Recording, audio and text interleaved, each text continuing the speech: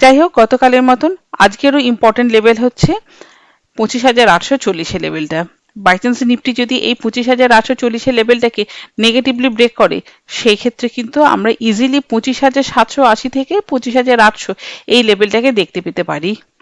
কিন্তু আমরা সেল সাইডে যাওয়ার জন্য 25,840 এই লেভেলটাকে কনসিডার করব না।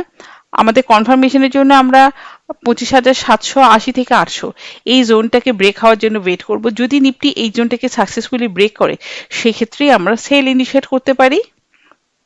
তখন আমাদের প্রথম টার্গেট বেরিয়ে আসতে পারে 25,700 এবং দ্বিতীয় টার্গেট বেরিয়ে আসতে পারে 25,650 থেকে 670 লেভেলটা।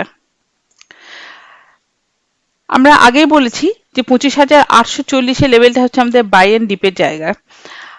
নিফটি যদি কোনো ক্রমে নিচের দিক থেকে এই 840 লেভেলটাকে ব্রেক করে আর তার উপরে একটু কনসলিডেট করে, তখনই আমরা বাই ইনিশিয়েট করতে পারি।